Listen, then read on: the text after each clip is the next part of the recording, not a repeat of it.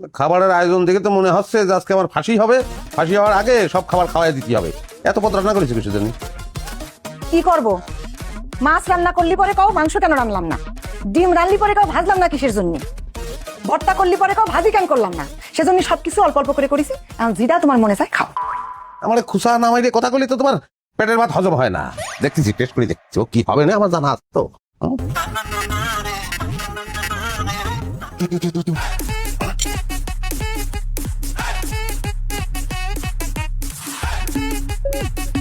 এটা টেস্ট করার দরকার নেই, ওটা এমনি খাবো না আমি।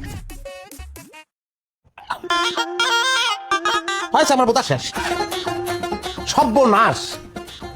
একটা জিনিস যদি মজা যায়, আমার তেল মশলা, হ্যাঁ আমার বাজার সবকিছু ধ্বংস করেছো। রান্নার নামে তো ধ্বংসযজ্ঞ চালায়।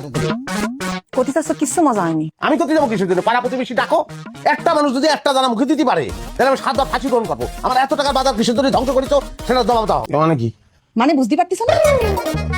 নিত্যদিন আমারে খোটা দাও যে আমার কোনো রান্না মজা হয় না, অমুকের মাংস মজা, তমুকের ভর্তা মজা, তমুকের মুরগির তরকারি মজা, তমুকের মাছের তরকারি মজা।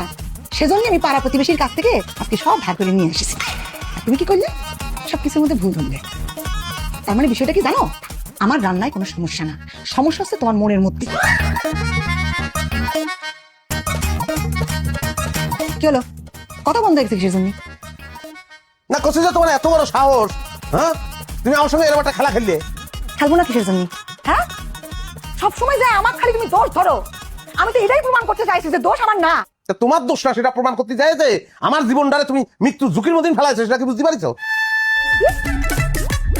এখানে মৃত্যু ঝুঁকি আসলো কোত্থেকে? পাড়া প্রতিবেশী প্রত্যেকটা লোক আমার ব্যাপারে জিলাস, আমার সহ্য করতে পারে না। হ্যাঁ আমার ঘায়ল করার নানাভাবে চেষ্টা করতেছে, কিন্তু সুযোগ পাচ্ছে না। সেই সুযোগ তুমি করে দিছো। আমি তোমার কথা মাথা মুন্ডু কিছু বুঝতেছি না। বুঝতেছো না? সুযোগ করে দিছো। এই খাবারের মধ্যে সবাই যদি বিষ মিশাই দেয় তাহলে তো মরে যাবো। সেই কাজই তো হবে না, এবং তুমি সেখানে অংশগ্রহণ করছো। তোমার রান্না করা খাবার আজকে তো বয়কট, আমি খাবো না। কেউ না খায় গেছে না তুমি? একটা না একটা উসিলা তো তুমি ধরবাই। তোমার তোর কত দূর আজকে আমি দেখে থাকবো। ফাইজলামি পাইছো আমার সাথে।